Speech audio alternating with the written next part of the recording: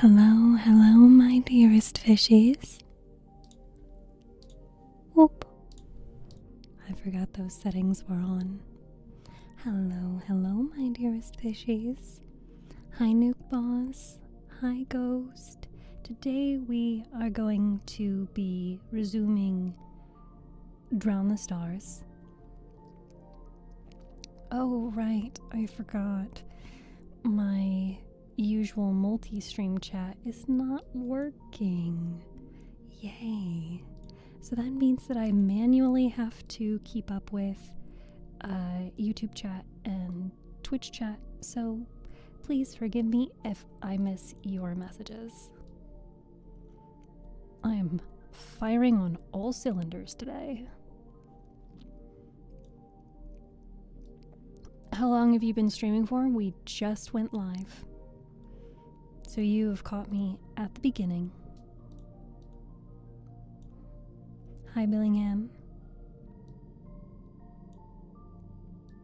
Welcome. Congratulations on redeeming first in chat. Let me see. Can I go ahead and pop out the chat?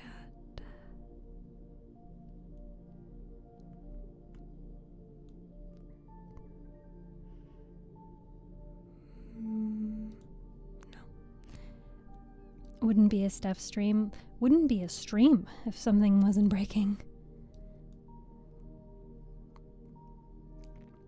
That's usually how all of the streams go. Something's gotta break. It's just a matter of what. I'm going to make YouTube chat small because we don't often get people on YouTube chat. And I am going to make... This is really difficult. Okay. There we go. Yep. Alright. Ooh, stretch. Okay, so...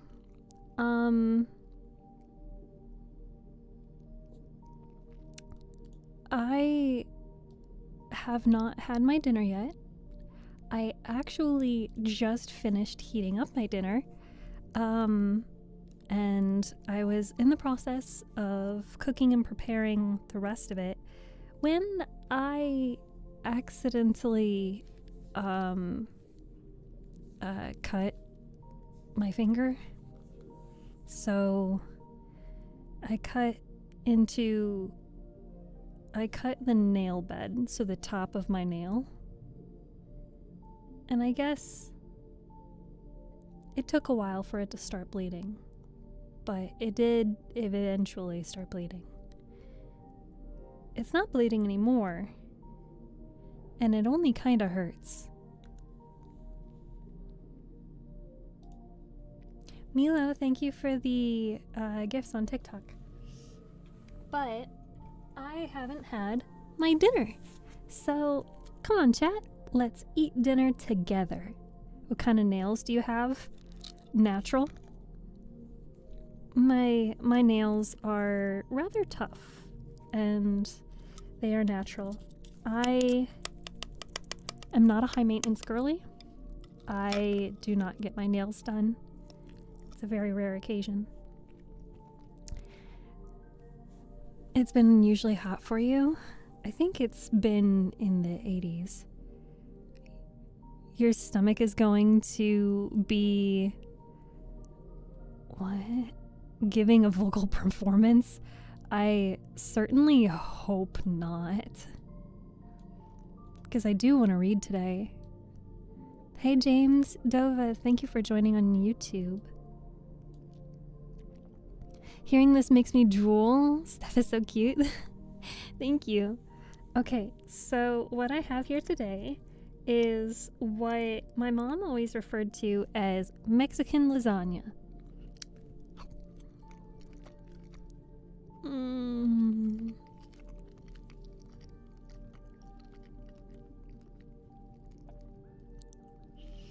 Hold on, I just went back to my childhood for a second. Oh my god.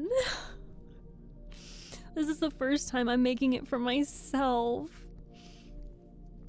How cool it is when you understand a person. Duches. Здравствуйте. По-английски, пожалуйста. We can hear. Do you mukbang stream? I haven't done a mukbang stream. Hi Incept. Hi Shitty. Hi Baifu. Hi Zmarmins. Hi Jap. I want to make sure that I say hello to everyone. I'll mute while I chew, okay?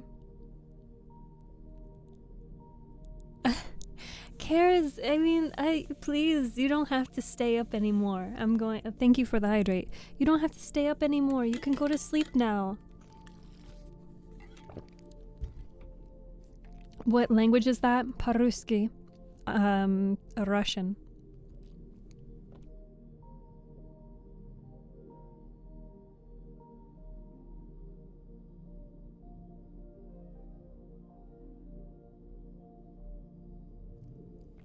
Да, я знаю намного по-русски. Очень намного.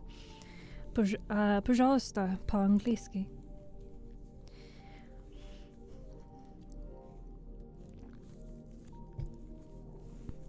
You don't have to mute your mic. Can you speak Dutch? I cannot, no. Oh my goodness, it's been so long since I've had this.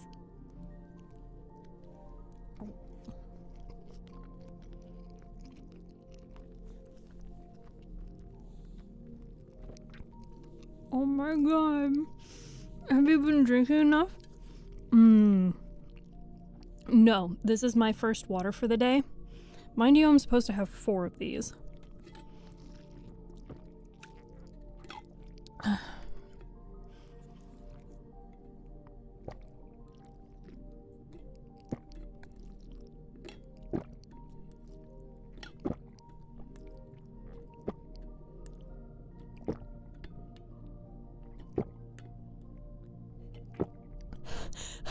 You're doing too many hydrates.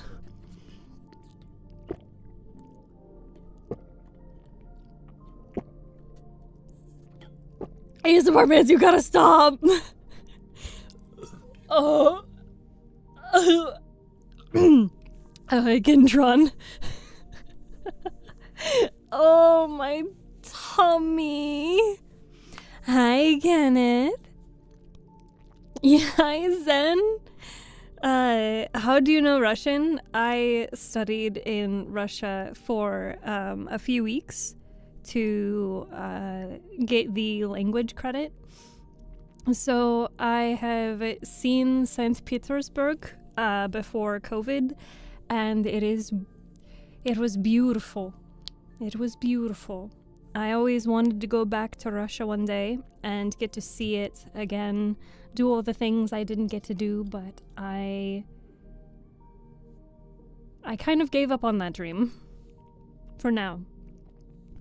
Talbot, thank you for the 11 months. Happy almost 1 year.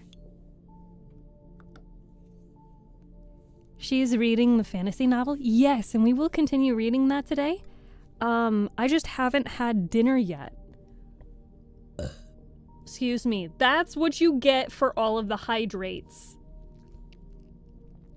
Never give up on your dreams, no matter how crazy they are. Hi, it's me. I'm crazy. Don't give up on me.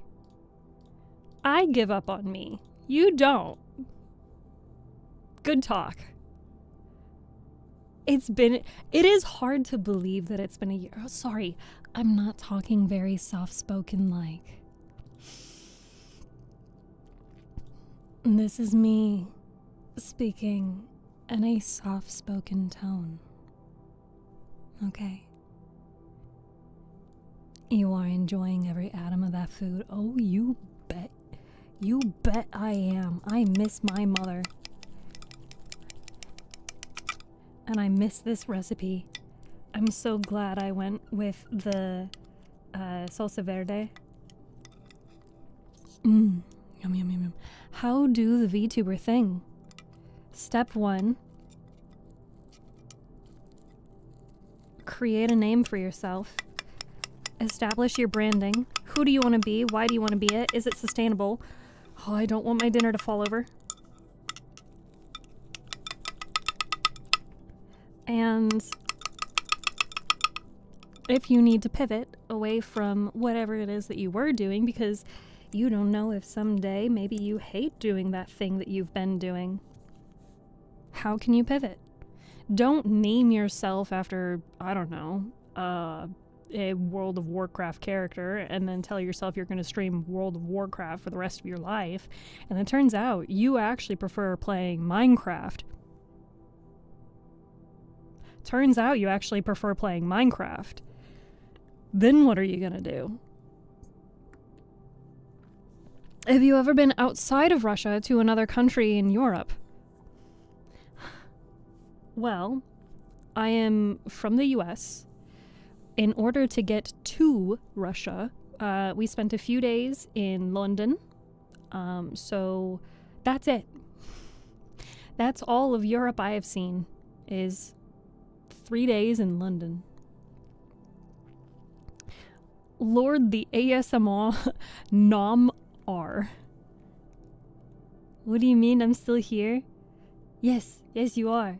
You're held hostage.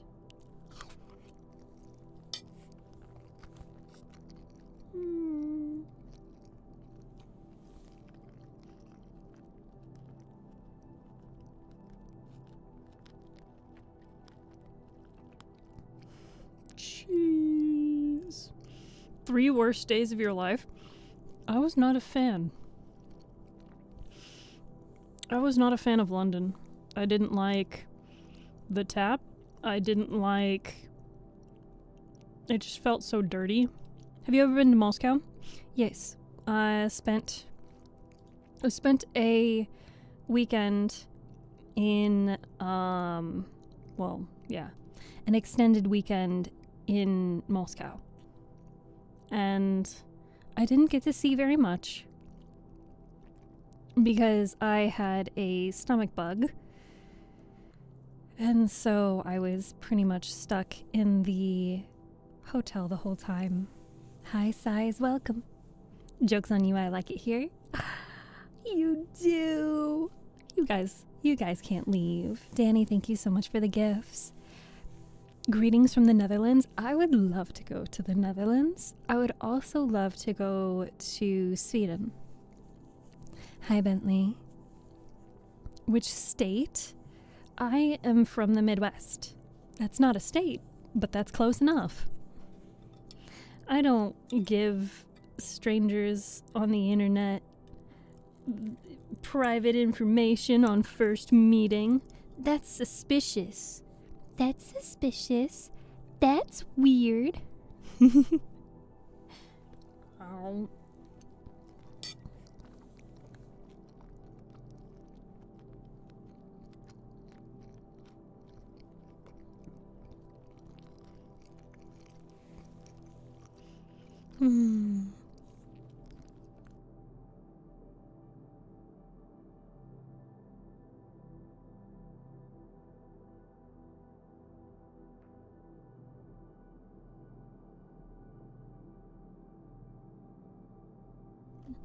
This is so good. What's your social security number?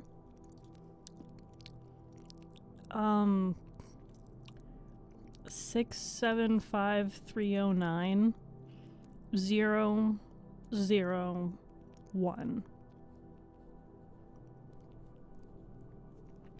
I'm surprised I actually remember.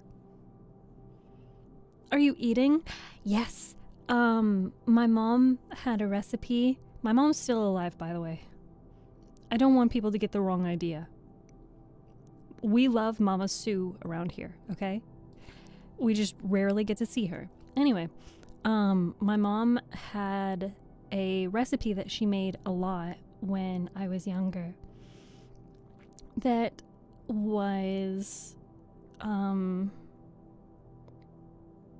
she called it Mexican lasagna.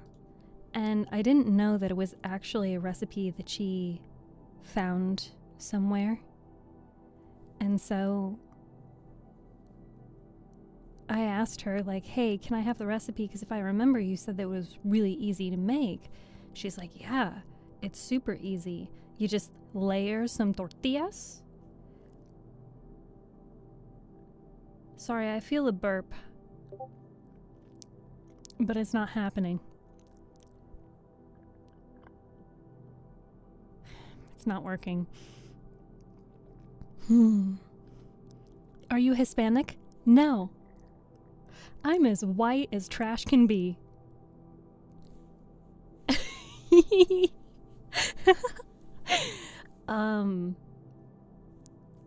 So I cannot claim that this is actually Mexican.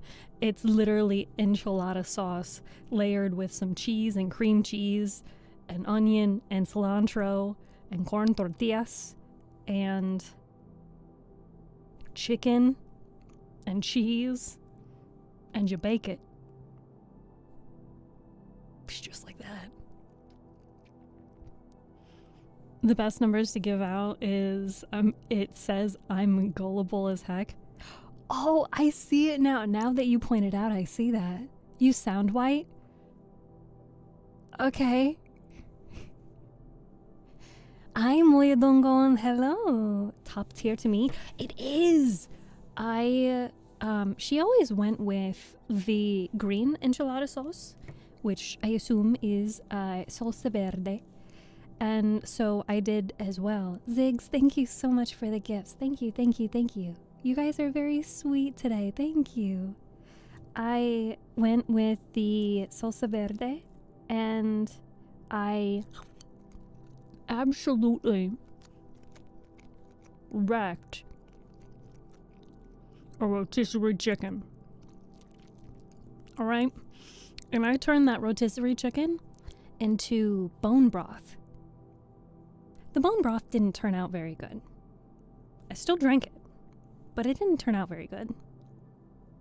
But this lasagna, enchilada, whatever the fuck, it's really good. It takes me back to my childhood. Sam, hello. Green sauce is very good. Somebody asked me what languages I knew. Oh, and for anybody who missed it, in the making of this dish, I cut my finger. I cut my finger with a knife by accidentally, and so I cut into the top of my nail. It kinda hurts. Hola, Lu. Book reading person, yes. Hello, welcome. Sam, thank you so much for the 100 biddies. Yeah, it didn't start bleeding, so I was like, okay, I can continue making this recipe as quickly as I can until it starts bleeding. And then it started bleeding, and I was like, oh, I guess I have to stop cooking then. Hold on, I'm gonna take another bite.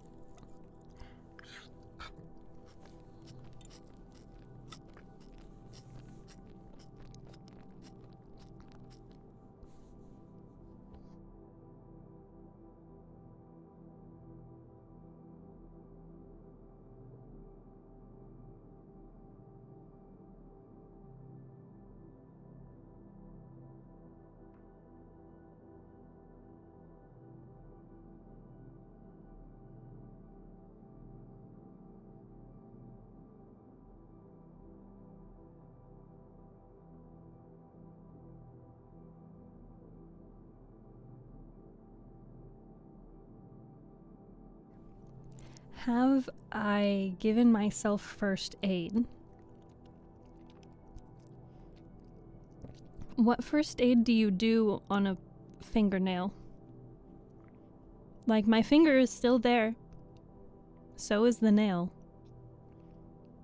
What do I do? It's not bleeding anymore.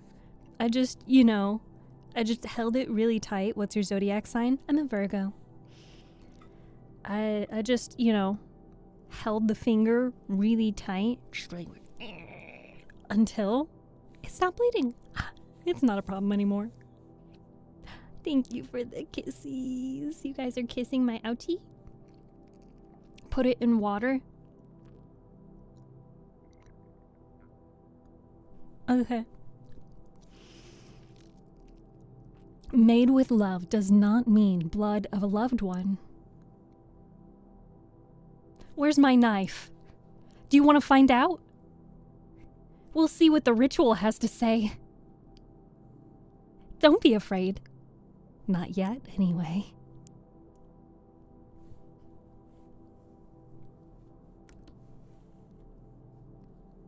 Your nail can go wrong now? Ah, well, it's just another wrong thing about me. Somebody's gonna take that out of context.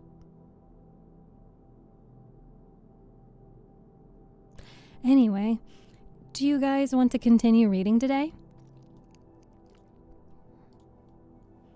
We are in chapter 11, at which, let's see, Zaylin, the eldest daughter, has taken Kellis, the youngest daughter, and Rakva, the only son, and the three of them have gotten on the Star Shark, which is Zaylin's starship.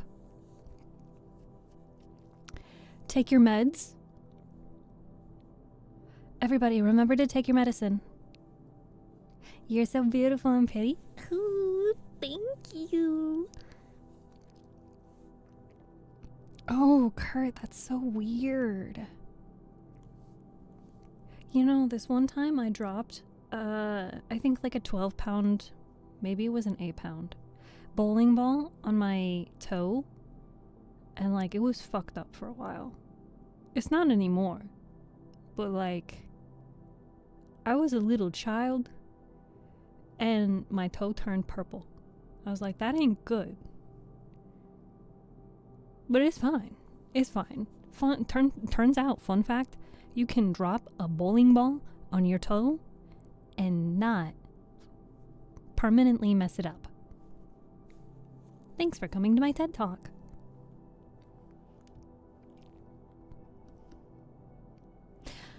Jap was already ahead of all of you guys. Put a 1 in chat if you are ready to resume the reading.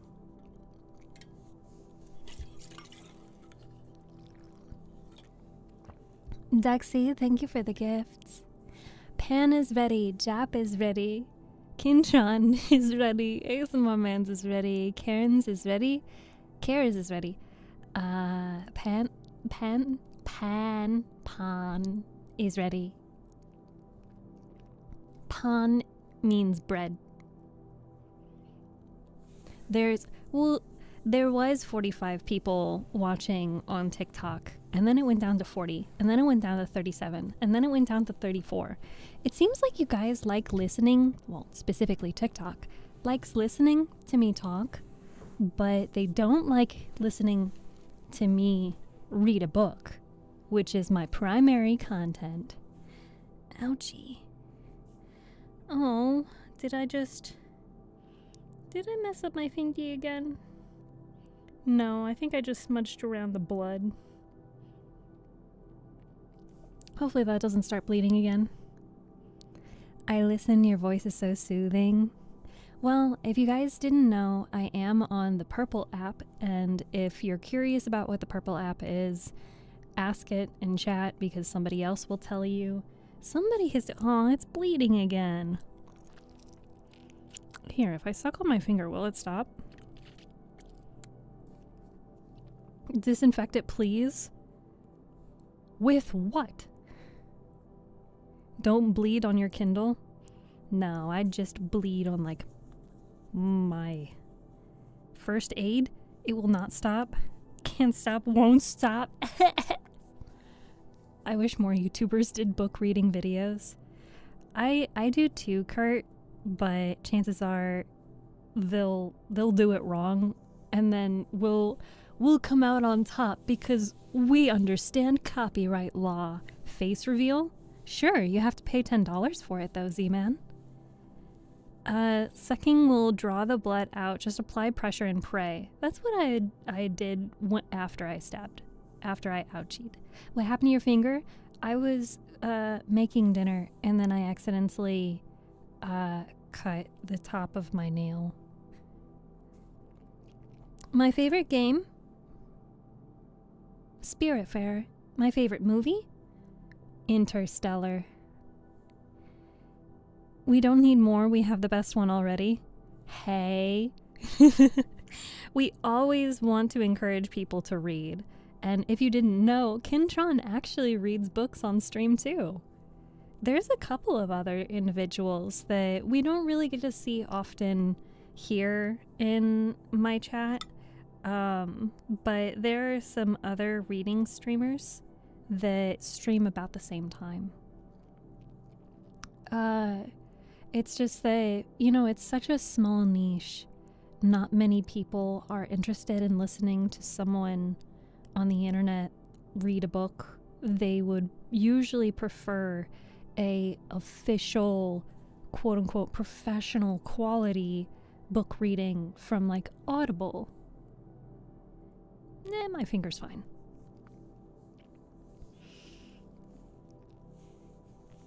All right. I will set my dinner in my lap so it'll keep my legs warm because it is very hot. You're part of the off 10 squad, like me. Some people tell me I'm supposed to be often, and I'm like, there's a T in it. T? T? Where's the T? Okay, I'll begin reading now. But for anyone who comes in and they are new, I read books and stories on stream. I am reading Drown the Stars. Ooh, I almost forgot to do a very important thing. Where is Stream Elements? Because of the live stream that I had done yesterday, I disabled the usual commands for book, break, and buy book. All right. If you are watching on the Purple app, exclamation book will give you the name of the book and the author. Exclamation buy book will give you the link to purchase the book with a discount. Not affiliated, by the way. I'm not making money for this. And exclamation point TW will give you the trigger warnings for the associated book. Those commands are only available on the Purple app. Maybe on the Red website. I don't know.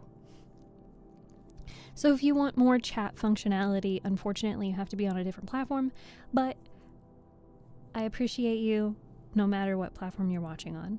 You do what is most comfortable for you. You don't have affiliates with book sales? No, I'm not making any money for reading this book. I am not paying any money to have the rights to read this book. I am not receiving any money from the sales of this book. I honestly just enjoy this book, and I want you guys to enjoy it too. Hi, Morrow. All right, let's get down to reading.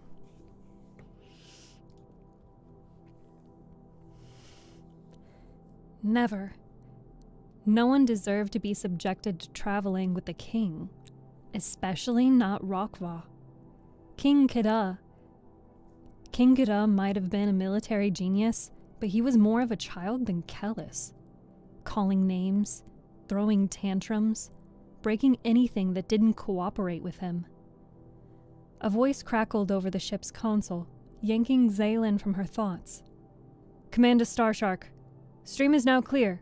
It is safe to commence jump.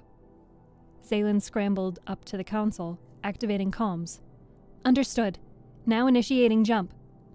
She released comms and turned to her brother. Rokva, you know what to do. Though he grimaced, Rokva wrapped his arms around Kellis and yanked her into his lap, triggering a screech of protest. Good job, Zaylin said, speaking louder than normal so she could be heard over Kellis's incoherent vocals. Hold her steady until we're in the antiplane.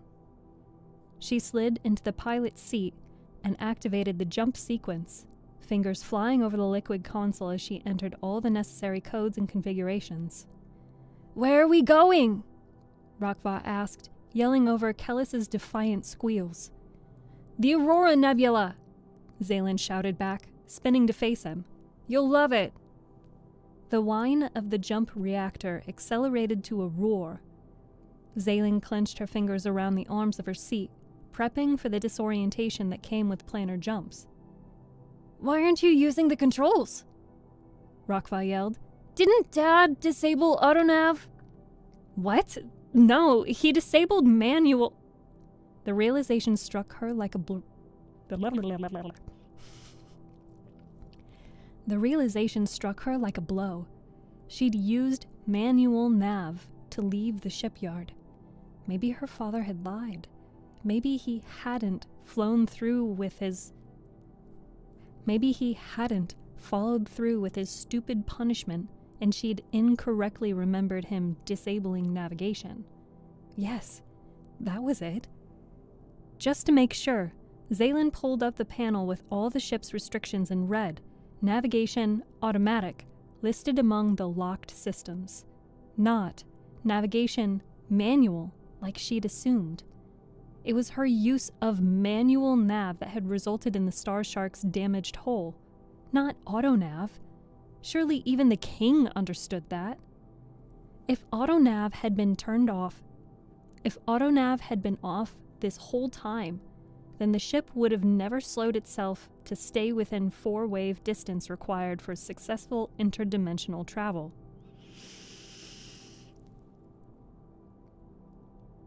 You are absolutely right. I gotta take it slower. I was fueled by lasagna.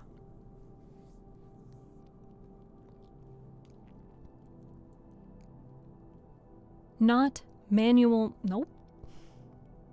Just to make sure, Zaylin pulled up the panel with all the ship's restrictions and read navigation automatic listed among the locked systems, not navigation manual like she'd assumed. It was her use of manual nav that had resulted in the Star Shark's damaged hull, not autonav. Surely the king understood that. If autonav had been off this whole time, then the ship would have never slowed itself to stay within the 4-wave distance required for successful interdimensional travel. They would have traveled 6 waves since then, maybe 7. If they jumped now, they'd end up in a drastically different part of the antiplane than anticipated. And with the autonav off, they had no way to set course back home. Zaylin frantically tried to cancel the jump, but before her fingers even touched the console, a massive thoom echoed through the ship, and the stars dissolved into swirling dust.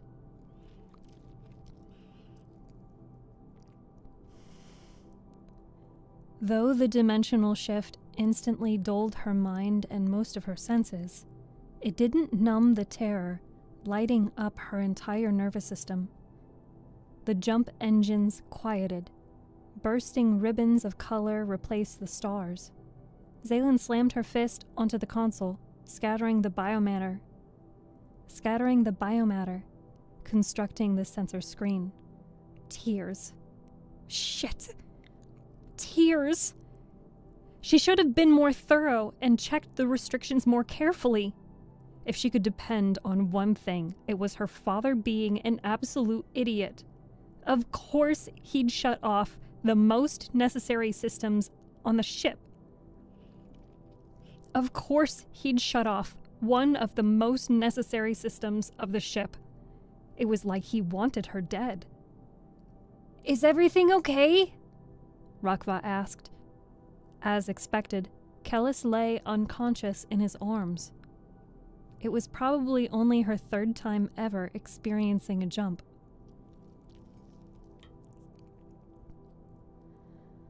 Zaylin bit the inside of her cheek. Should she tell him what was going on? Or lie so he didn't panic? It's nothing, she finally said. I just didn't get everything perfect, that's all. She visited the Aurora Nebula often enough that she could probably find her way without AutoNav, and once there, it would be a very simple matter of getting back. There were plenty of tourist vessels, and she'd just follow them back home. No need to worry. Taking a deep, controlled breath, Zaylin gripped the console. This was fine. Even though she didn't usually enter the antiplane in this spot, her surroundings were vaguely familiar. We'll be at the nebula soon, she said, as much to herself as to her brother. Even with AutoNav? Even without AutoNav? The skepticism in Rokva's voice was thicker than paste. I know how to get there. Zaylin nudged the ship towards a cloud of light that she recognized. Well, she was almost positive she recognized it. Everything in the antiplane looked the same. Endless maroon, interrupted with blinding cells of color that lazily undulated in and out of focus. You can get through the antiplane without AutoNav? Rokva asked. Zaylin nearly snapped at him, but the kid sounded more impressed than facetious. Yes, I can. Rokva sighed wistfully. Wow, I want to be that skilled someday. Well, I might show you how to do it, eventually. Zaylin slid her left hand over the console. Zaylin slid her left hand over the controls, bringing up the sensor panel. They'd already passed the massive yellow and green Karmog fluctuation, which meant soon they'd have to veer further port side. There wasn't a set landmark for this point of the trip. For this part of the trip, since most antiplane formations constantly shifted, so she'd have to guess. Or did they need to head down to Kayford Axis first? Or did they need to head down to the Kayford Axis first? Zaylin chewed on her lip, trying to mentally calculate what to do next. A single wave in the antiplane correlated to millions in the primary plane. In the primary plane, ensuring that even the smallest error could be horrifically deadly. Even so, there were people who could navigate without the assistance of computers. Maybe Zaylin was one of them. Trusting her gut, Zaylin angled the Star Shark down the tiniest bit and kept her eyes on the external sensor screen. The names of many splashes and cells of color looked familiar, but she'd never seen them arranged in that way on previous excursions. Her fingers unconsciously slid to the AutoNav screen. But a small, barely perceivable message in the corner informed her that the function she was trying to access had been disabled. Right. Curious about how badly her father had screwed up, Zaylin still tried to set a course, but the screen reverted back to its default state and displayed that same tiny error message in the corner. She'd probably missed it earlier when she'd set the ship to stay within a range of a safe jump. The first thing she was going to do after they made it home was find the person responsible for the UI design of her controls and banish them to Draxus. More anomalies and fluctuations appeared on her external screen. More anomalies and fluctuations appeared on her external sensor screen, and Zaylin's stomach sank as she didn't recognize any of them. Wherever the Star Shark was in relation to the primary plane, it wasn't close to the Aurora Nebula. Either she kept getting more and more loss, or she cut her losses now and jumped back. Kellis grabbed her leg, making her start. Are we almost there? Biting back a curse, Zaylin forced her hands to remain at the console instead of grabbing Kellis's arms and shaking her. I didn't realize you had woken up. I had a weird dream, Kellis said. Where's my rock? Are we still far away? We're fairly close, Zaylin said, trying not to betray how much Kellis had startled her. I might have to take a detour. I might have to take a detour. She slowed the ship down and began the jump sequence. Rakva, grab Kellis. We're jumping again. Rakva groaned, but reluctantly complied, peeling Kellis away from Zaylin's legs and dragging the kid back to the passenger area. Zaylin released the controls and leaned back in her seat, pushing her fingers through her hair as the jump commenced. Since she didn't know where they'd come out, she switched off the engines and prayed they didn't immediately crash into anything once they arrived in the primary plane. Before she could worry too much, the jump completed as suddenly as it started, leaving her insides swimming and tinnitus ringing in her ears.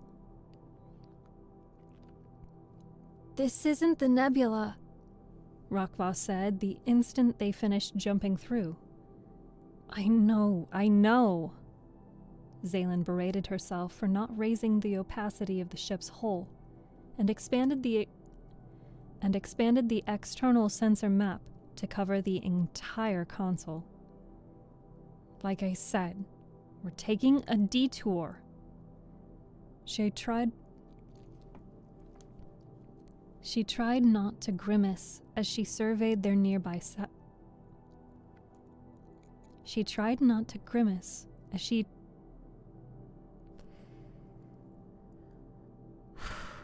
Hi, Bill.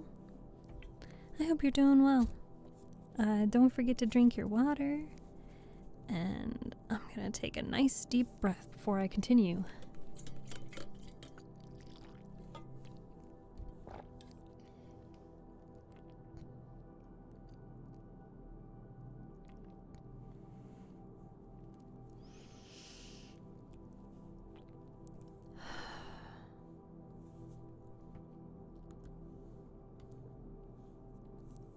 She tried not to grimace as she surveyed their nearby surroundings.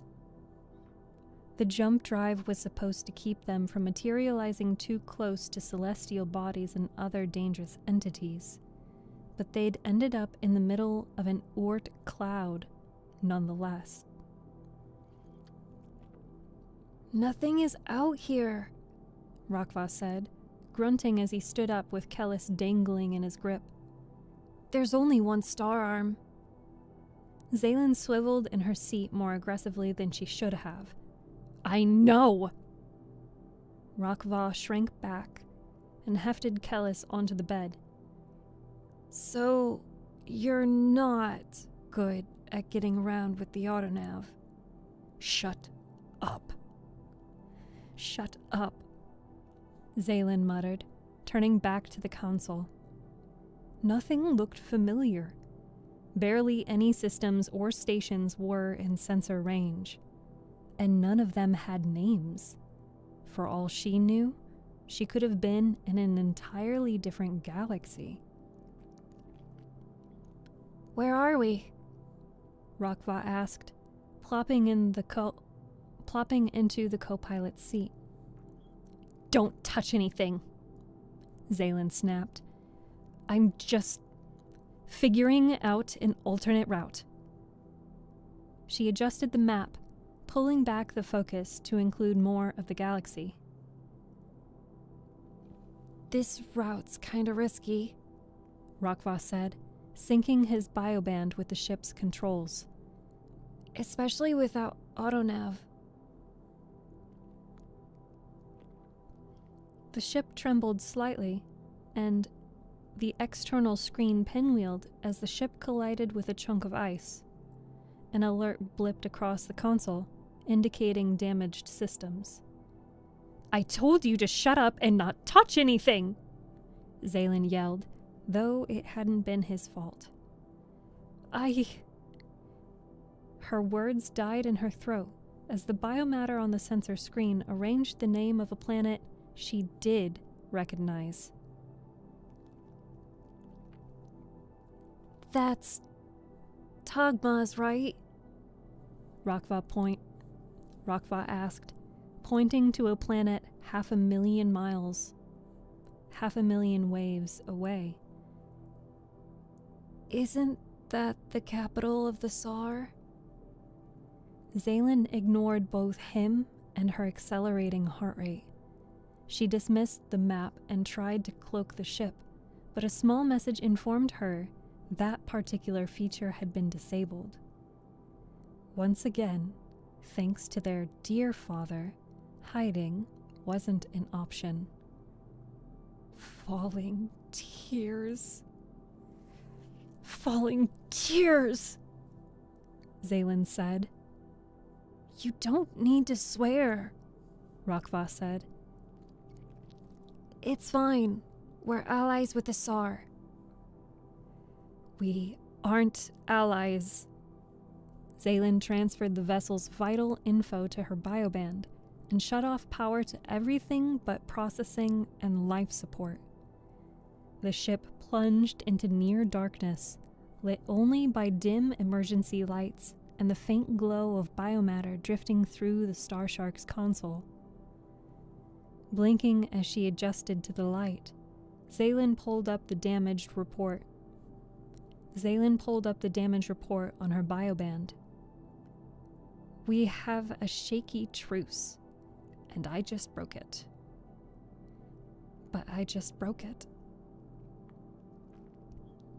"I thought we could travel through Tsar territory," Rokva said. He swirled his finger across the surface of his bioband, and the algae interface gradually brightened until it illuminated the slumbering cockpit. "Through specific lanes and only using the antiplane," Zaylin said, activating the light on her own bioband. The luminescence of the damage report flared in intensity, displaying the list of systems in need of repair. At least one of them was marked vital. In glaring violet letters. Why had she thought this would be a good idea? Why hadn't she been more thorough with the pre-flight checks? Probably because her father was right. She was a careless idiot who didn't think things through. Then why don't we just jump back? The jump reactor needs to be repaired. Give me 1 second. The book name is Drown the Stars. Drown the Stars. Welcome. Thank you for listening to me read. "The jump reactor needs to be repaired," Zaylin said, glancing at the damage report again. "It should be an easy fix, but I don't know if we have that kind of time." Prying up a panel in the passenger area, Zaylin revealed the ship's maintenance equipment and escape pods nestled together. She dug through a crate labeled spacewalking until she found the airlock suits and retrieved 3 of them. "I'm gonna call Vane," Rokva said. "You are not," Zaylin said, shedding her military coat. "If the Tsar detect any Zevayan comms inside their territory, we are done for. And when I say we, I don't mean you and me and Kellis. I mean the whole Empire." She tossed 2 of the suits at Rokva, and he fumbled to catch them. Besides, what would Vane do? Her expertise was exploding things, and that was the last thing they needed right now. "Then what do you want me to do?" Rokva glanced at Kellis, still sleeping blissfully in the private quarters. I want you to put that airlock suit on, get Kellis in the other one, and then make sure both of you do nothing, Zaylin said. She stepped into her own airlock suit and shrugged her arms into the tight sleeves. The fabric slid under her bioband, and light on the walls shifted as the band's glowing interface lazily rearranged itself. At least let me help you fix the ship. I gotta drink water. Chainsaw Man, thank you for the hearts. At least let me help you fix the ship, Rokva said. I've been studying this. Vane and I even made a reactor replica last month. Could he shut up about Vane for 2 seconds? This is real life, Rokva. Zaylin made sure her suit was secure and pulled the hood tight over her face. One mistake could detonate the entire ship. So you're going to fix it? You don't know anything about engineering. Rokva dropped the suits on the floor and expanded his bioband up to his elbow. I take classes with you sometimes. It can't be that hard, Zaylin said. Though she had already checked to make sure her suit was sealed tight, she tested it again. But just in case, I want you and Kellis in the escape pod. Drift out far enough that if anything happens to the ship, you won't get caught in the explosion. You said we needed to stay here. There was no conviction in his words. His focus was on his bioband, and he wandered into the cockpit.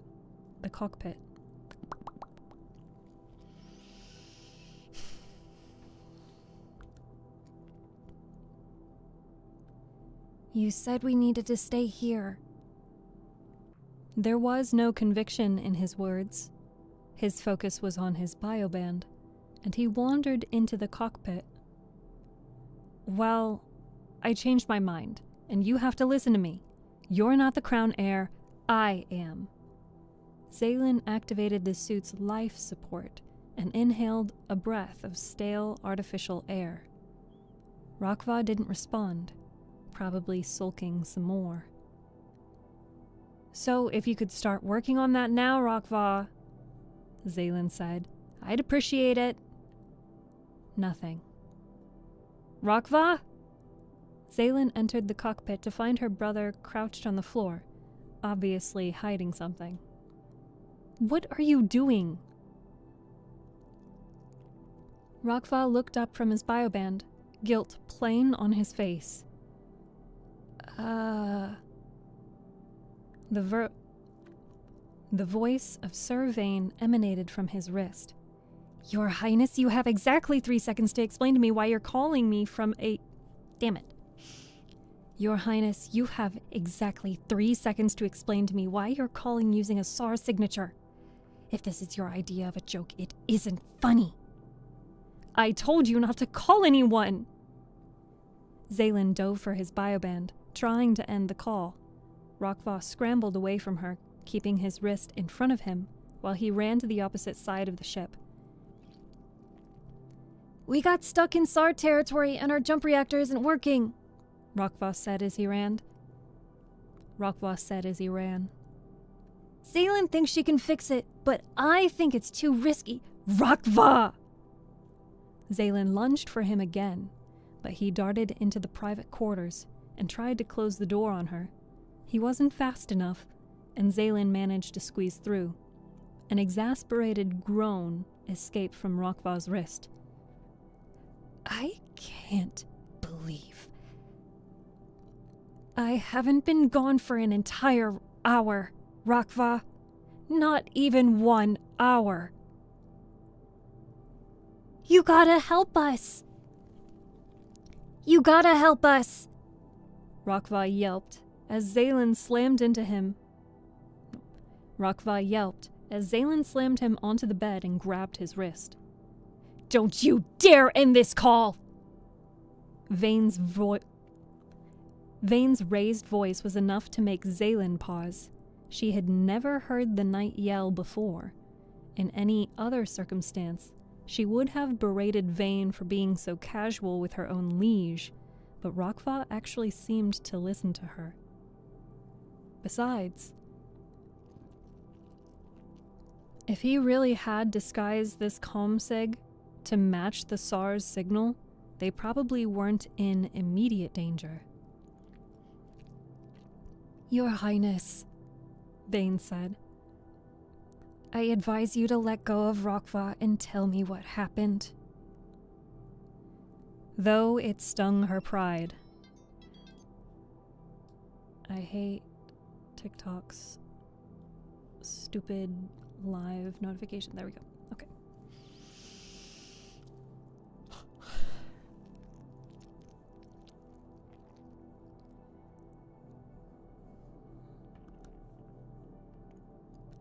Though it stung her pride,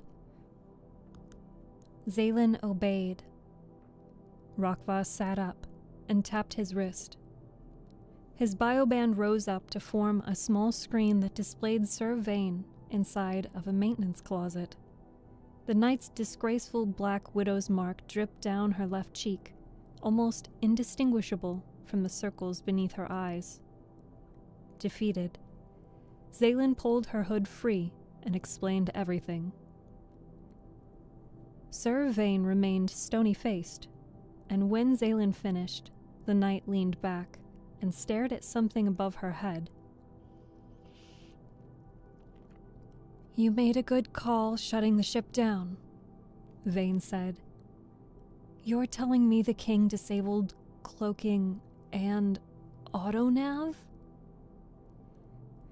Yes, Zaylin said. Maybe he just made a mistake. I didn't double check before we took flight. It was my fault. There's no time for blame right now. We just need to find a way to get you out. A disguised commsig will buy us time, but I don't know how much. Vane dragged a hand down her face and released a low hum. Okay. Here's what you're not going to do. You are not going to touch the jump reactor. Neither of you. It's highly volatile and you're both too inexperienced.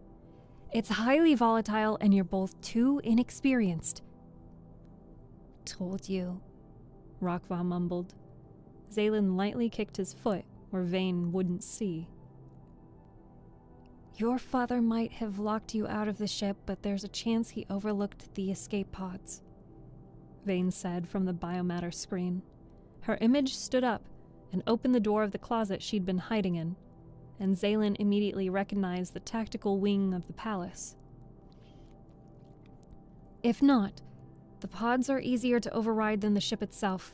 I also need you to reactivate the Star Shark for just a moment so I can get your location. You're saying I need to put everyone in a pod, drift away, cloak, and wait.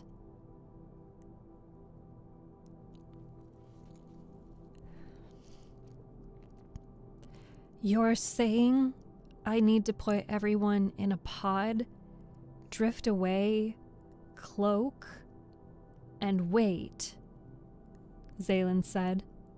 So her original plan hadn't been entirely stupid. Exactly, Vane said. And when I say everyone, I mean everyone, including you. I'll be there as soon as I can. Rokva scratched the back of his neck with his free hand. How will you get us back home? Even with the jump reactor fixed. Vane shrugged. I'll find out how to get your autonav back online. Or I'll tow you. Please, please, just sit tight. Don't do anything. Call me again if there's an emergency, but switch up the SIG so you're harder to track. Are you going to tell anyone? Zaylin asked quietly. I don't think my father will handle this well. He was already furious from the nearly botched negotiations with the SAR earlier this week, and she did not want to think about how he would react to this, even if it was mostly his fault. Again. Vane wrinkled her nose, and her surroundings changed from a hallway to that of the cosmic data center. I'll try not to let anyone know. I'll try not to let anyone know what's happening. But if things get more dire, I need you all back safe. Zaylin nodded, shoulders slumped. I understand. Though the night remained composed, she kept anxiously glancing at her bioband as she explained how to get the ship online without alerting the entire galaxy to their presence. We should probably disconnect now, Vane said once she'd downloaded the Star Shark's location into her bioband. You're lucky this is a fairly empty part of SAR space near the border. Shut the ship back down. Get in the pod. Don't move.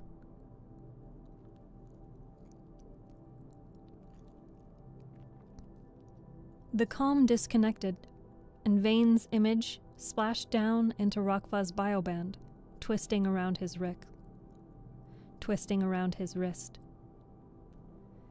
Zaylin wanted to curl up on the floor, grab her hair, and stay there forever. This was all her fault. No time to dwell on that now. It was time to get to work. She and Rokva moved quickly, dumping everything they might need into the pod.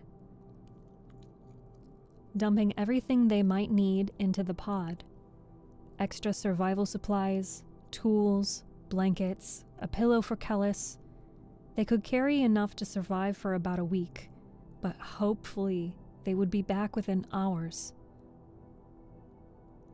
Within a few hours. Satisfied that the pod held everything they needed, Zaylin scooped Kellis up from the bed and climbed into the tiny shuttle, where Rokva fiddled with the pod's controls. Zaylin let him. The amount of energy she had to snap at him was quickly draining, and he'd proven smart enough not to blow anything up by accident. Kellis didn't wake up even when Zaylin pulled the pod's hatch shut. It was surprisingly spacious. These pods were meant to fit 3 or 4 adults in a dire situation, so there was plenty of room for a teenager and 2 kids. I looked at all the specs. Rokva slid away from the nav controls and plopped into the back with Kellis, letting Zaylin take over. Find anything interesting? Zaylin asked, prepping the pod to detach. Yeah. Rokva grunted as he struggled to put his seat into a reclining position. Vane was right. Dad left the escape pods alone. They're working okay, but I keep getting messages about updating the main software. So we can cloak, Zaylin confirmed. That's all that matters.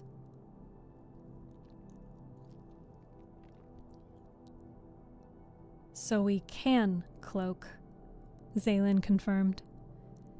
That's all that matters. She finished the detachment sequence, toggled on the artificial gravity, and the pod disengaged with a hiss. The pod's acting kinda weird, though, Rokva said. I don't think it's being consistent. Zaylin nodded, activating the external view screen and cloaking with a single touch. Warning. Only 3 hours of power available. It is not recommended to remain cloaked for long periods of time. Please contact an emergency retrieval team.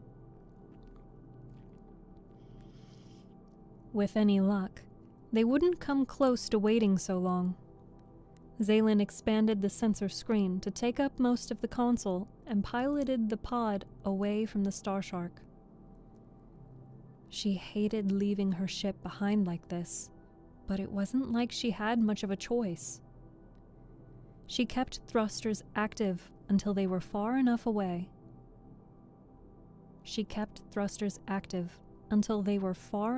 Enough from the ship that they wouldn't be caught in a jump core explosion, but close enough that she could clearly see the ship. Then she settled in to do the only thing she could: wait.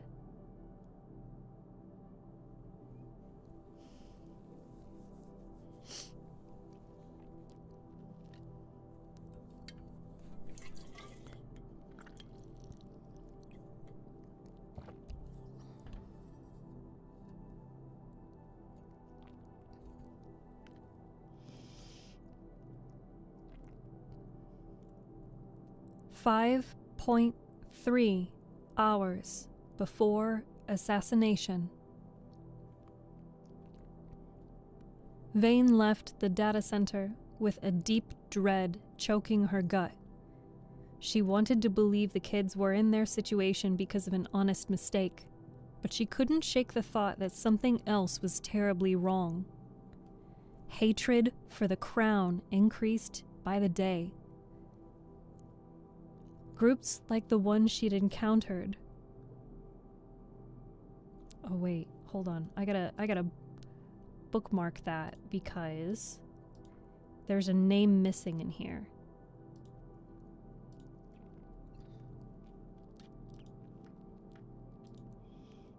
What was the planet that we encountered last chapter? Kaivalis. Alright.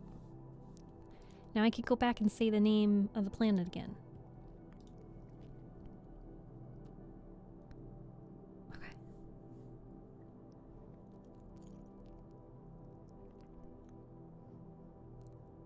Groups like the ones she had encountered on Kaivalis. In light of that, the Star Shark's malfunction felt less like a coincidence and more like a deliberate plot carried out by disgruntled mechanics.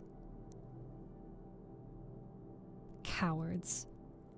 If they really wanted to destroy the crown, they could at least aim for the heads that actually bore it. Checking her bioband to make sure the Star Shark's user manual was still downloading, Vane quickened her pace, boots splashing in the ankle-high liquid carpet. She rounded a corner and crashed into someone else, moving just as quickly. Vane nearly fell on her back, but a hand grabbed her shoulder, steadying her. "Sir Vane, you are certainly in a hurry." Though she had a snarky response ready, it died in her throat the instant she realized the person gripping her shoulder was the king himself, with an entourage trailing behind. Tears. "Your Majesty," Vane said, pressing her index finger against the center of her head in a stiff salute. "I apologize. I never meant to leave the meeting early." "No need to apologize," the king said with a chuckle. "I ended the meeting prematurely anyway." He draped an arm around her shoulders, as if she were an old childhood friend, and pulled her into his side. Vane kept her face blank and offered no resistance, instead staring straight ahead, focusing on the members of the king's entourage. A few of them were new, likely replacing the ones lost several days ago. Even if she didn't keep track of the people the king kept around him, she could tell they were fresh by the way their gazes flicked to the weeper's mark below her left eye. The king sighed, sending the scent of saltwood cologne crawling into Vane's nostrils. and she tried not to gag as he recited the same speech he always gave to new members of the court. I know we usually try not to get cozy with weepers, but I make an exception for this one. Listen to this. Sir Vane, if you had to kill everyone in this hallway right now, how would you do it? Bile rose in her throat, but she kept her voice even as she answered. I'd remove the detonation regulator from my blaster, crack the primary serradium. Wow, I said that right. Crack the primary serradium capsule and fire a shot. The detonation would kill everyone within a 1/4 milliwave radius. I didn't understand anything you just said, but it sounded remarkable. The king said between a chuckle and another shoulder squeeze.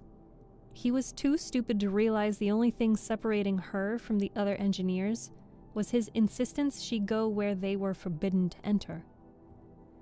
See, I always knew that knighting her was a good idea, the king said. Isn't that right? Vane gave a single nod. With a taboo smile leaking through his voice, the king rubbed her shoulder with a hand big enough to wrap entirely around her throat.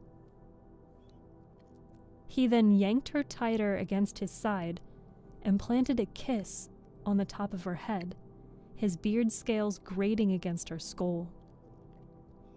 If anyone ends up killing half the rebels she has, I'll make exceptions for them too. Are you done? Are you done? The thought punctured through the hazy fog conjured by the king's presence. She didn't have time to be paralyzed. The kids needed her. The king kissed her head again and finally let her go. I wish I could stay in Shab, but those stupid scroungers ain't another... Say it with me, chat.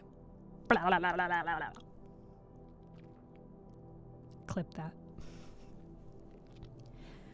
I wish I could stay in Shab, but those stupid scroungers ate another border station and I have to give a public statement or something. Boring stuff. Boring stuff.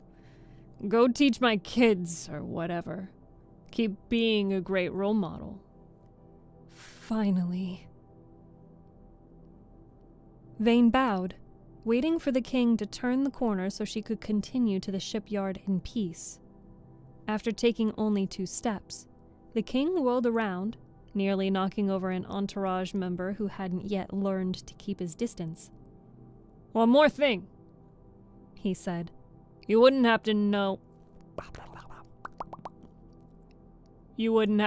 where Zaylin is, would you? I can't find her.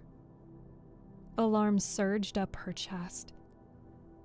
I'm afraid I don't know, Your Majesty, Vane said. I'm sorry. I haven't seen Rockva either, the king said with an annoyed hum. Or the little one? Well, they couldn't have gone far.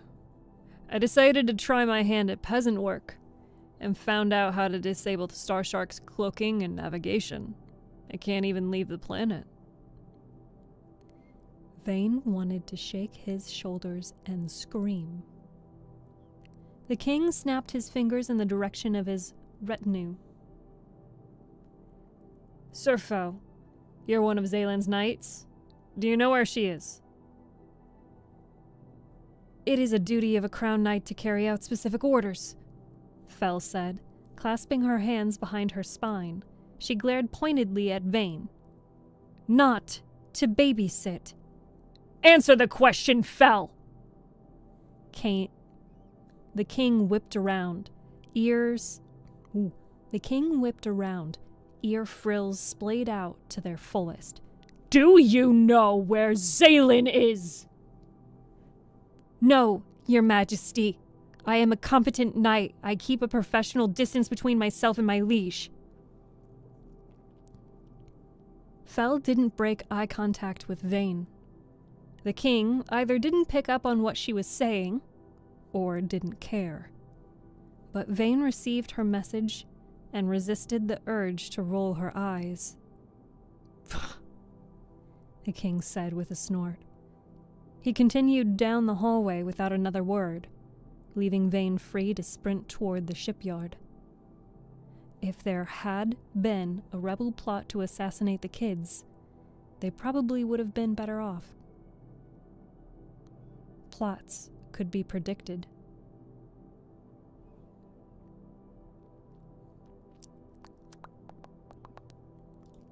Let's see.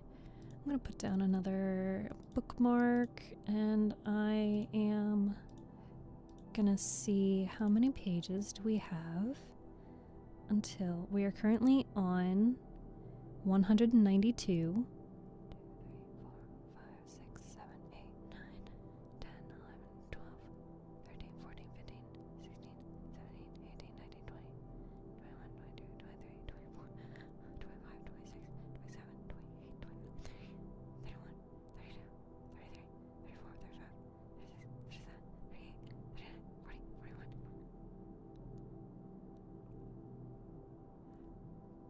There's 41 pages still left. Okay, I'm going to take this opportunity to go to the bathroom. So I'm going to play an ad, and you're going to see the fantastic puzzle that is about to happen on the screen. There's going to be a puzzle as soon as I press the button that says puzzle. I'm surprised you guys did that pretty quickly too. Let's see, this one looks pretty.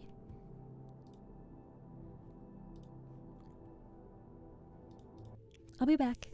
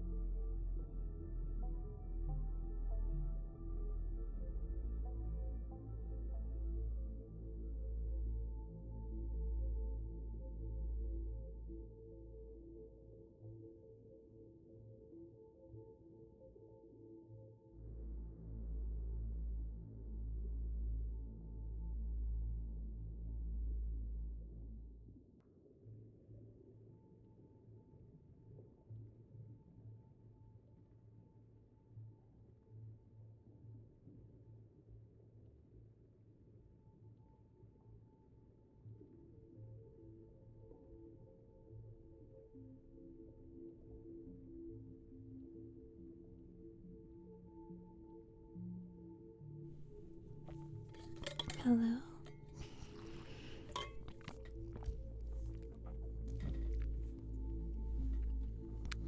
Hello, my sweet fishies.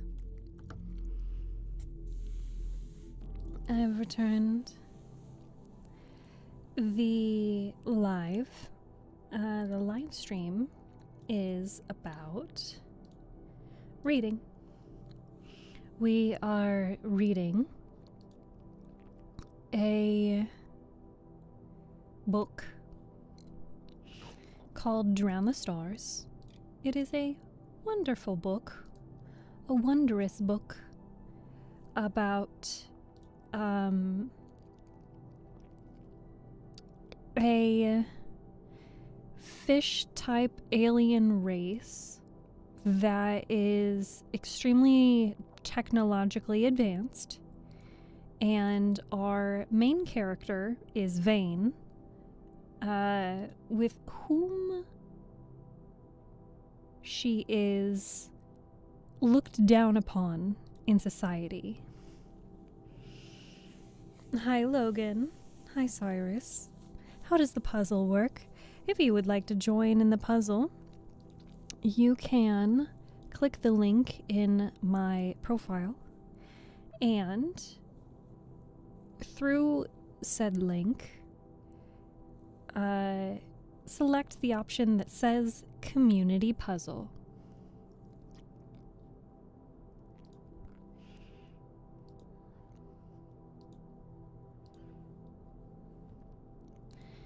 And I do notice that the fishies are... Ooh, that was a little buggy. I do notice that the fishies are kind of hanging off the screen a little bit.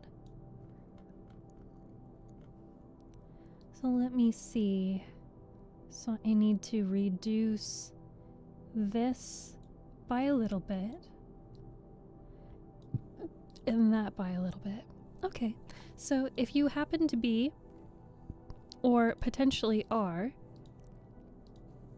hanging off the sides of the screen, try spamming some messages in Twitch chat, and your fishy will move to a different spot. It should work as well if you are on YouTube or Twitch.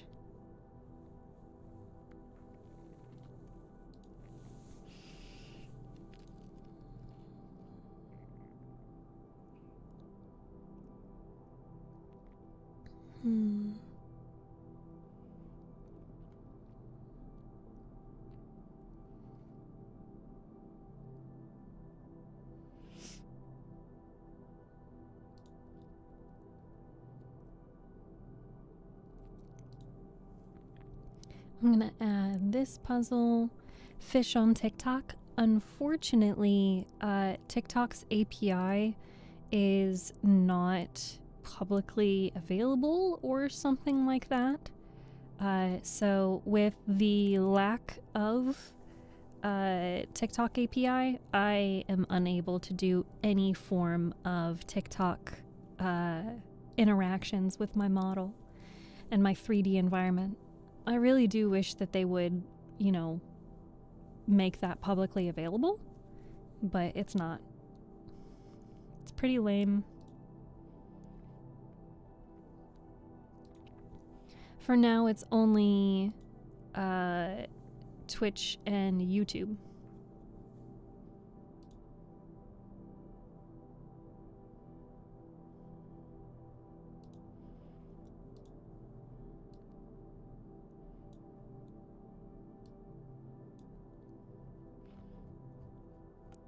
Viewing on other platforms is quite helpful for the sake of, viewership on those platforms.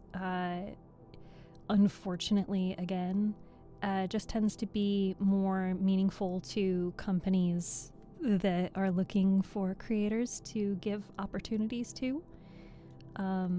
So if that's something that you want to support, you want to help me get opportunities as a streamer, then that's the best way to help.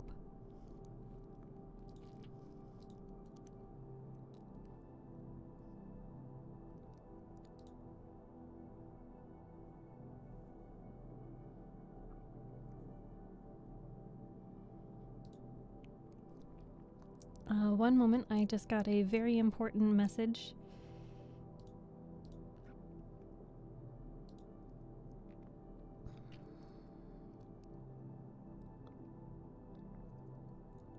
That I must address.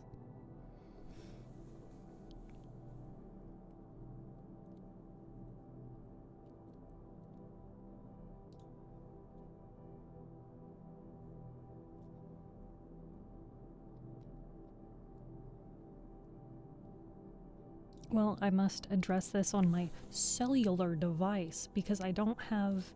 It would take me so long to type out a response. Can you please do a yandere voice? Well, that constitutes what you think a yandere voice is.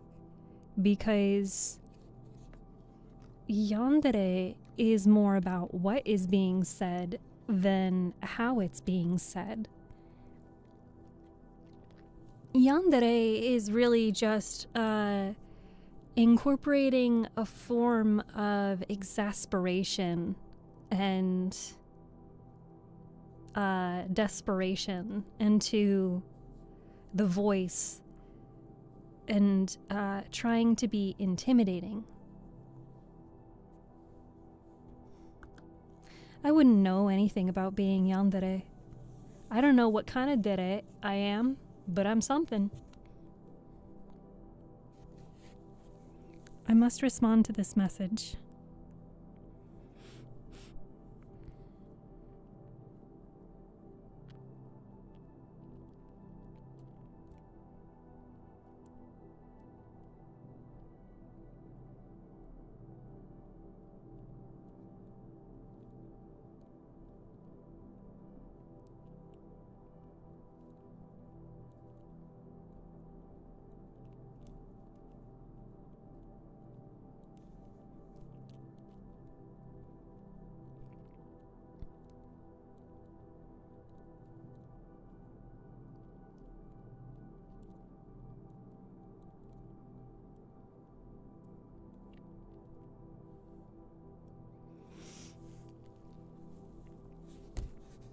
Okay, we have 30 minutes left of stream.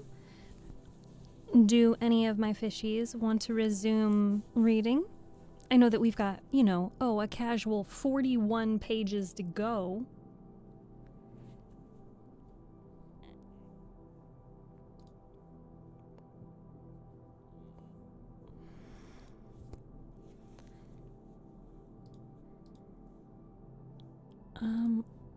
I could also take a look at where is my facial tracking? Is it tracking the correct microphone?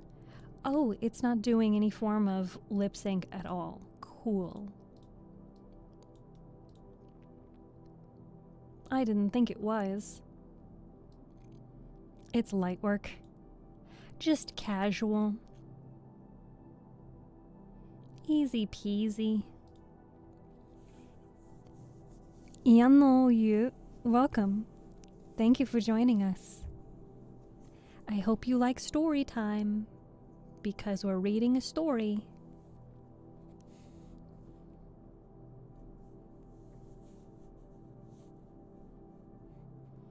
I have an important message that I'm trying to answer.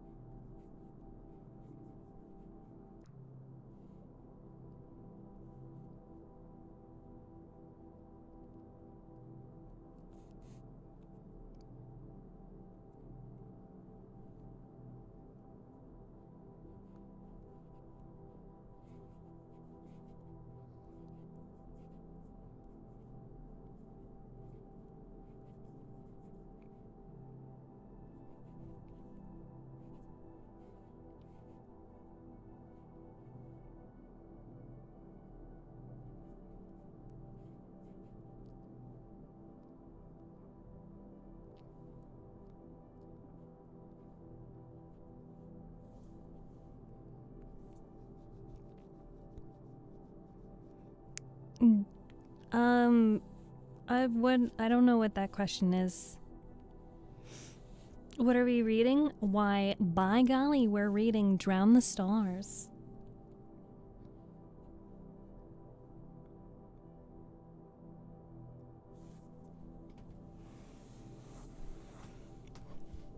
Okay, so I have been informed that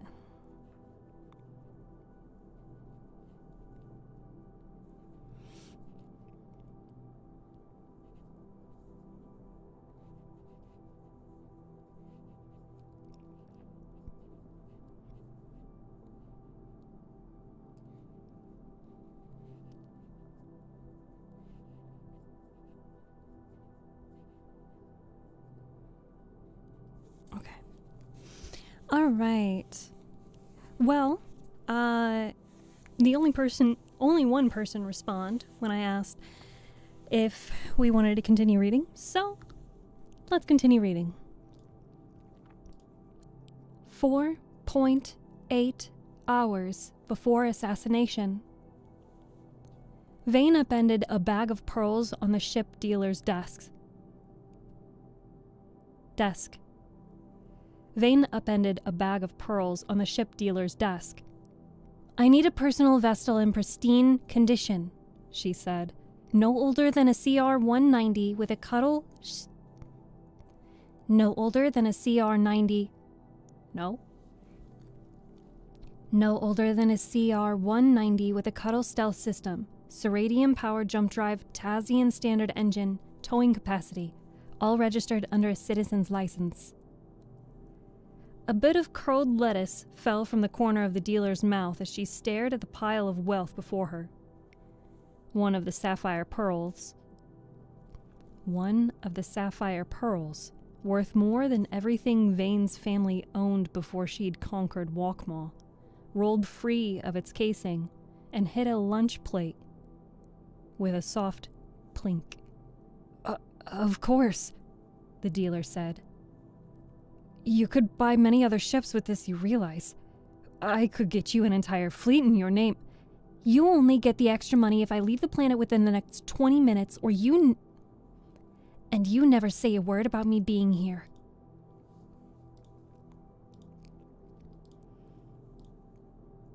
You only get the money... Nope. You only get the extra money if I leave the planet within the next 20 minutes and you never say a word about me being here. The dealer dropped the remains of her wrap on the ground and immediately dialed comms. In the next 10 minutes, Vane signed off to confirm her...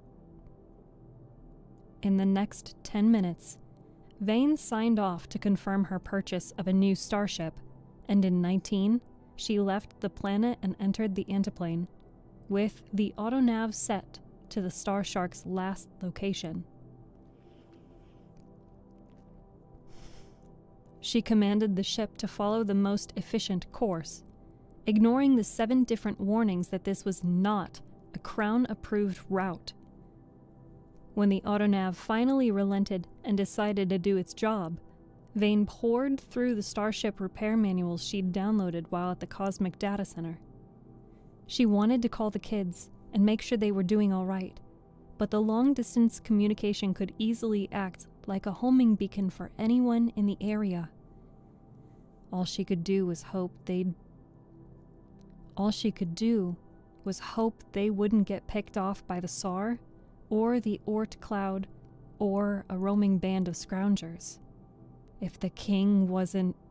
well, the king, Vane could have killed him.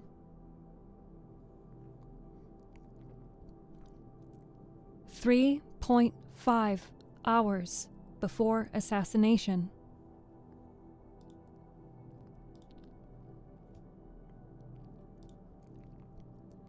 Zaylin didn't know what would drive her mad first, the anxiety or the boredom. Rakva had finally fallen asleep, head leaned against the cold metal of the pod, while a dozing Kellis lay cradled in his arms. Lucky. Even if she felt tired, Zaylin couldn't afford to rest. Someone had to keep watching sensors and cloaking and nav and the external view and the rapidly depleting power bar. In an effort to slow its descent, she turned down the pod's heating. In an effort to slow down its descent, she turned down the pod's heating and raised the temperature of her bioband instead, leaving her wrist warm and the rest of her freezing. Struggling to remember the bioband conversion tactic Vane taught her a few weeks ago,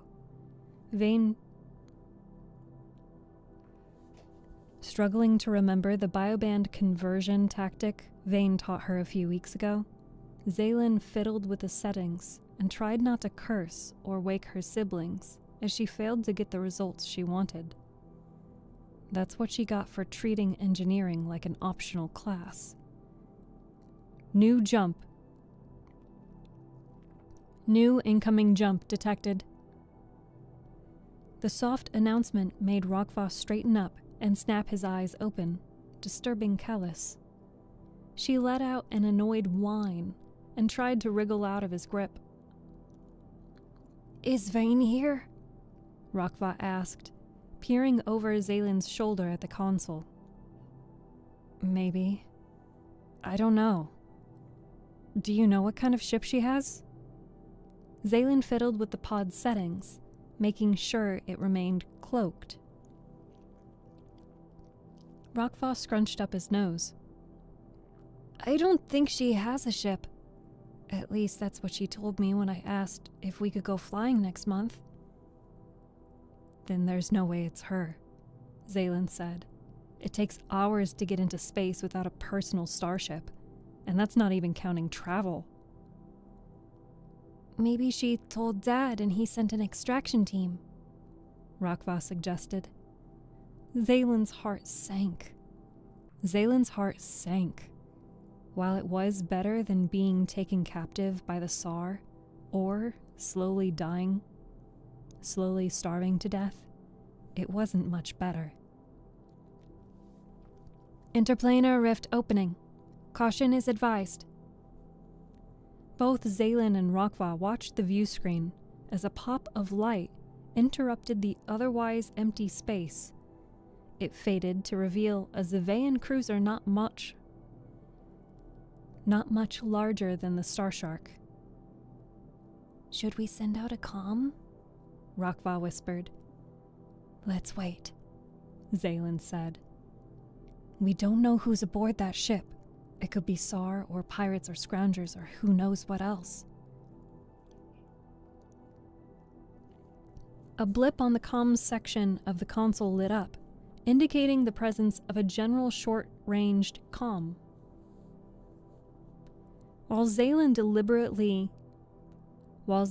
deliberated whether she should answer now or wait for further confirmation of the ship's owner, Rockvoss slammed his hand on the console and answered the call. Sir Vane's voice crackled through the pod.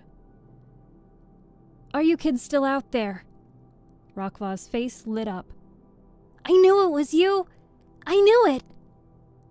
He made a face at Zaylin, but she was too relieved to find him obnoxious. Vane released a massive sigh.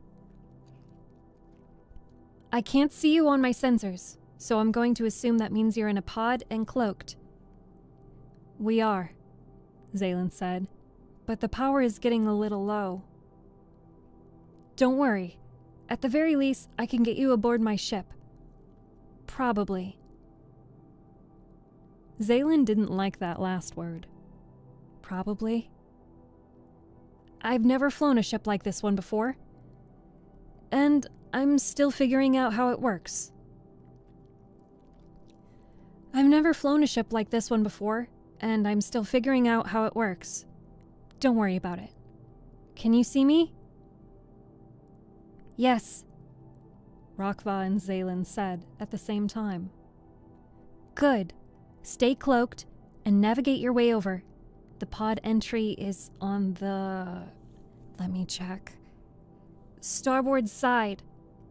I'm going aboard the Starshark to see if I can disable all the locks your father put on it." all the locks your father put on it. Zaylin activated the pod's autonav and set Vane's ship as the target destination. This was it. They were going to make it out, and maybe her father wouldn't have to know. They were going to make it out, and maybe her father wouldn't even have to know. New incoming jump detected. Do you see it too, sir? Zaylin asked. Please say no. Please say no. Please just be a glitch. I do. Vane sounded so calm. I'm going to cloak. Save my location and keep coming toward me.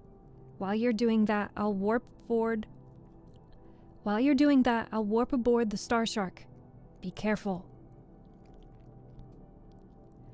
Interplanar rift opening. Caution is advised. A new ship appeared on the sensor map, one of a make and build the pod's software didn't recognize. At the same time, Vane's ship disappeared.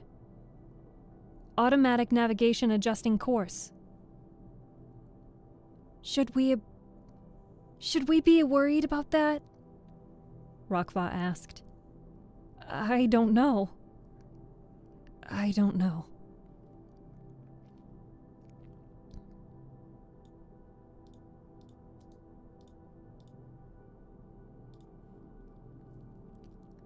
Zaylin checked their route, which had veered away from Vane's hidden ship and instead led directly to the new vessel. Tears. Zaylin toggled off autonav, hoping to end their course. There was an error fulfilling your request. Please update software and try again. I told you! It's being weird!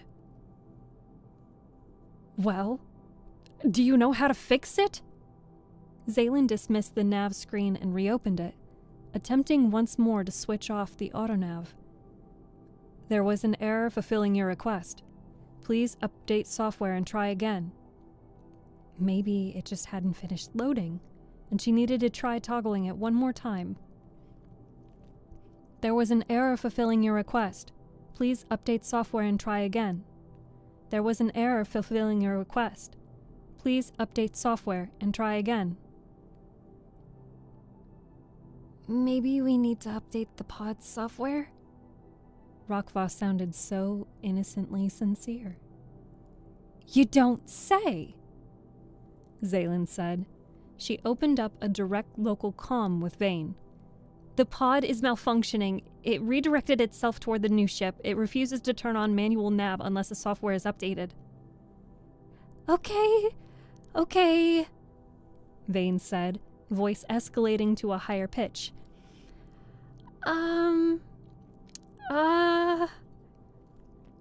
It looks like the pods on my ship use the same software as yours, and they're up to date.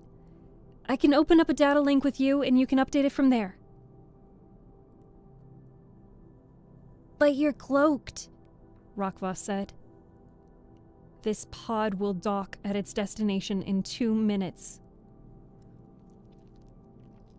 Rokva,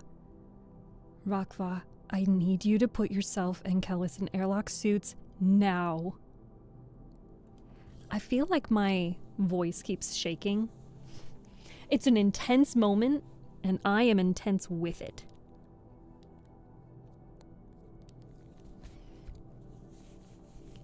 Rokva.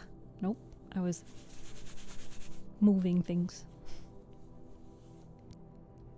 Rokva, I need you to put yourself and Kellis in airlock suits now. Now, Zaylin said.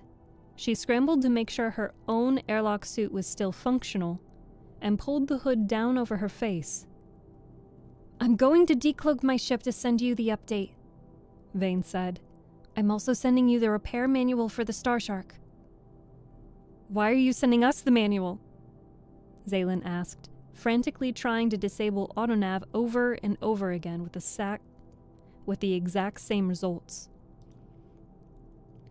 In the back seat, Kellis yelped as Rokva tried to stuff her in an airlock suit that was made for someone double her size. Just in case. Just in case, Vane said, her voice lowered, and she muttered to herself something about weapons. You can't fire on that ship, sir, Zaylin said. If it's a SAR vessel, it could mean war. We're always at war anyway, Vane said. I'm not about to let you get killed. Decloaking now. Vane's ship reappeared on the map, and the foreign vessel veered towards her. The pod's autonav adjusted its course, determined to dock with the unknown ship. Put me down! Kellis howled as Rokva tried to stuff her into the airlock suit. I don't want to wear the stupid pajamas. They're not pajamas! Rokva yelled back, struggling to get Kellis's arm in the overly long sleeves. Just sit still for 2 seconds! Kellis responded with the loudest, shrillest scream imaginable. Zaylin folded her frills over top her ears and crouched over the console, trying to determine the best course of action. Vane sent her a data transfer, which she quickly accepted, and was met with a simple message. There was an error fulfilling your request. Please update software and try again. Zaylin almost released a screech to rival Kellis's. She dug around in the pod's storage until she found a blaster, set it to the highest possible setting, and clipped it to her belt. Did you receive my data? Vane asked. It says you haven't accepted the transfer. It won't let me download it unless the software is updated. We're being forced to dock with the foreign vessel. Zaylin turned around to help Rokva with Kellis's airlock suit, knees on the pilot's seat. After a bit of struggle, Zaylin hit the button on Kellis's chest, which shrink-wrapped the suit around the kid's tiny form and left long flaps of wrinkled material dangling from her hands and feet. The pod hit the other ship with a hollow clunk. Boarding process initiated. External hatch controls have been overridden. Internal hatch controls have been overridden. Stay behind me. Stay behind me, Zaylin said. Keep your suits and hoods on. The hatch at the top of the pod sprung open with a hiss and a cloud of steam. Zaylin readied her blaster, and the steam cleared to reveal a stocky bipedal creature dressed in an assortment of loose rags, wearing a mask that had once been part of a coolant system. Not SAR. Scrounger. They were going to die. Zaylin unloaded 3 blaster shots into the Scrounger's head, leaving its mask cracked open with bursts of heat. The Scrounger yelped and stumbled back. Black liquid dripped from its face and splattered to the ground with a feral hiss, sinking through the pod's metal floor. Crown Zaylin, stop! Crown Zaylin, stop!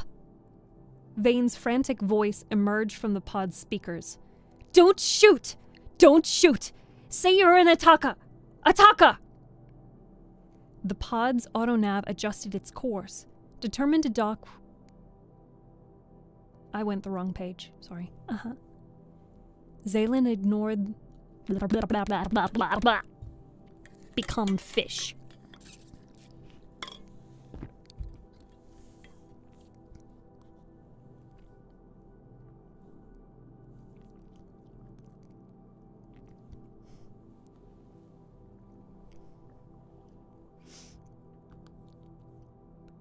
Zaylin ignored the night and slid her thumb higher along the blaster's heat range.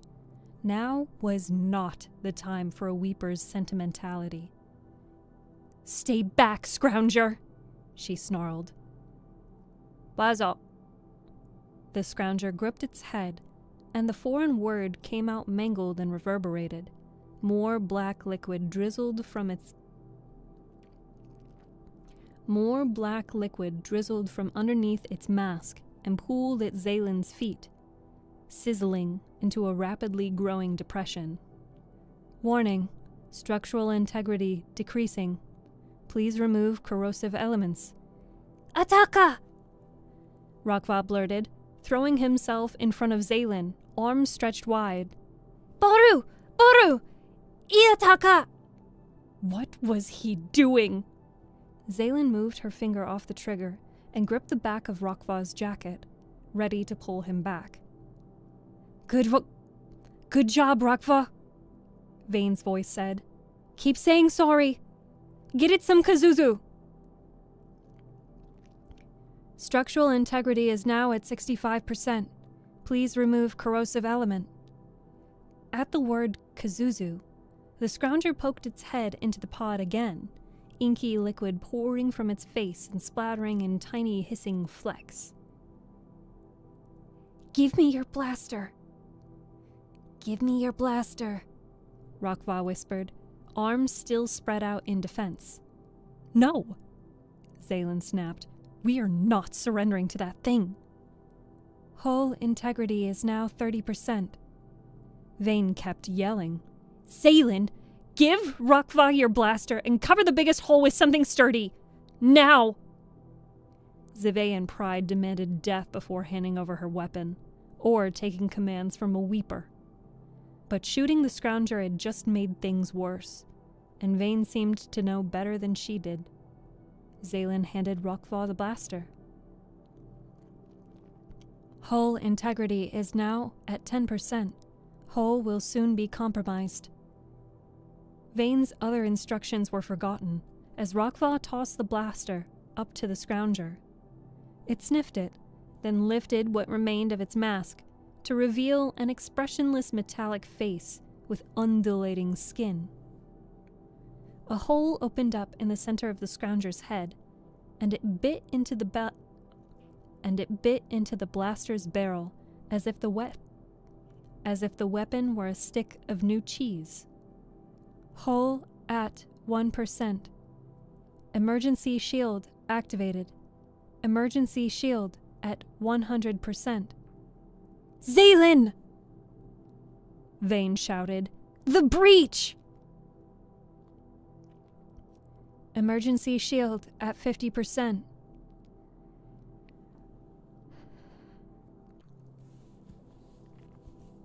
Snapping out of her trance, Zaylen scrambled to unlatch the biggest supply crate from the wall. It would probably be big enough. The scrounger's juices finished eating through the floor, leaving a hole the size of an outstretched hand.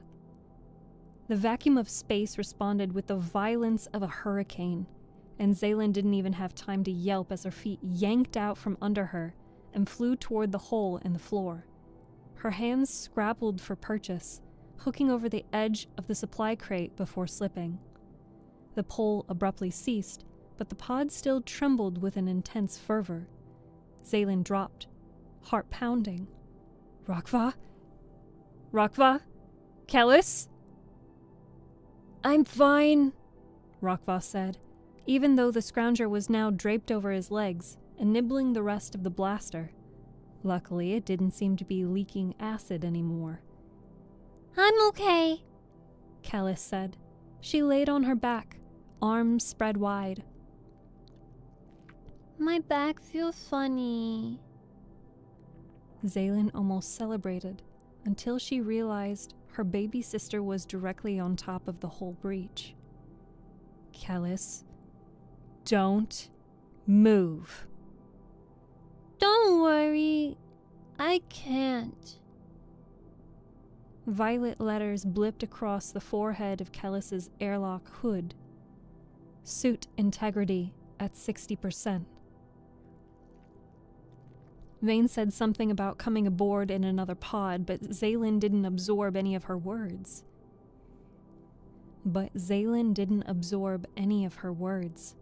She succeeded in ripping the supply crate off the wall and dropped it at Kellis's feet. "Help me!" Rokva stumbled to Zaylin's side, bracing his legs against the wall of the pod and shoving the crate with his upper back. It didn't budge. The lady in my pajamas says the integrity is at 30, Kellis said. Is that bad? It sounds bad. Zaylin screamed, desperately driving her shoulder into the crate. The scrounger crawled next to her, metallic face swallowing the rest of the blaster. "Please," Zaylin said, even though she knew it couldn't understand her. "Help us!"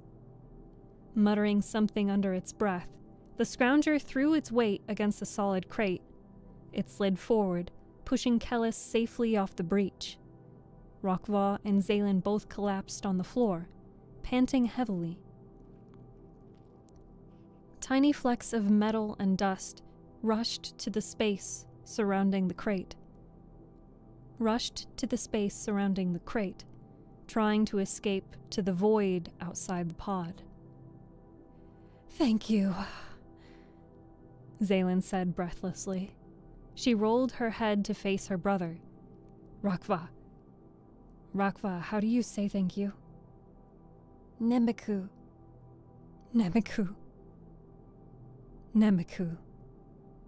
Zaylin told the scrounger. It stared at her with a liquid metal face, devoid of expression, and wrapped its fingers around her bioband. She froze, waiting for her body to disintegrate.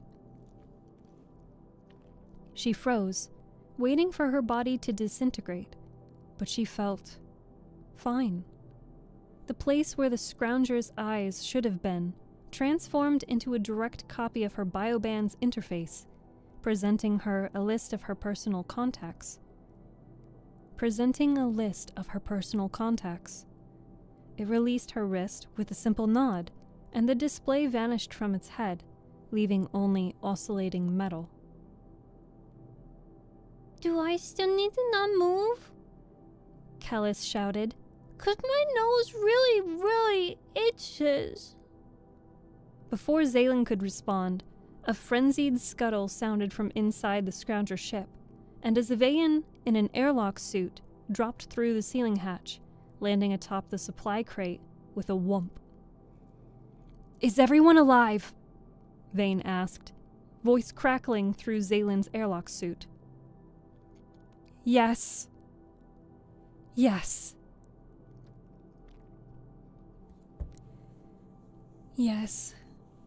Zaylin said, though she glanced behind her just to make sure both her siblings were in the same place they'd been 2 seconds ago.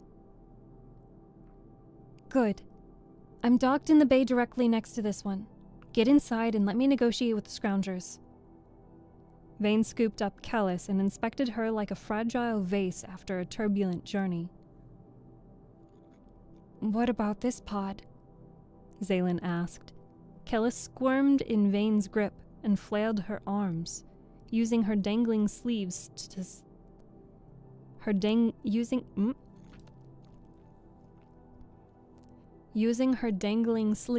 smack anything within a 2-foot radius. "Leave it," Vane said, as Kellis finally settled against her shoulder.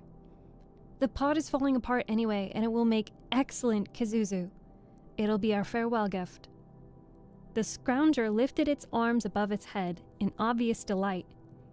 "Chickabricka!" Rokva mirrored its posture with a cheer of his own. "Yeah! Chickabricka! Tok kazuzu!" He hesitated and looked up at Vane. "Did I do good? Was my pronunciation okay?"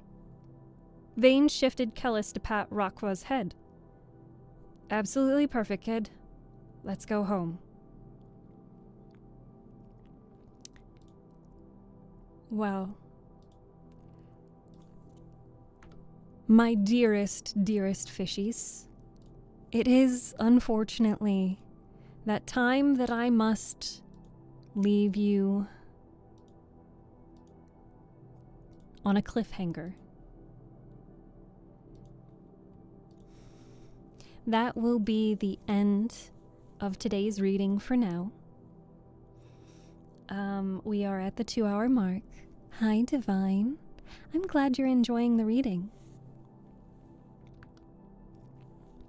My name is Steph. It's good to meet you. I read books and stories on stream, but I do also sometimes, rarely, play games and do traditional ASMR and sing. Anything that I would say is considered calming and helpful to put you to sleep. So I try to make this a calming and peaceful environment to help people relax or fall asleep. But it is most unfortunately time for me to end my stream. So I appreciate you all so much for spending time with me today. Let's see who we have online.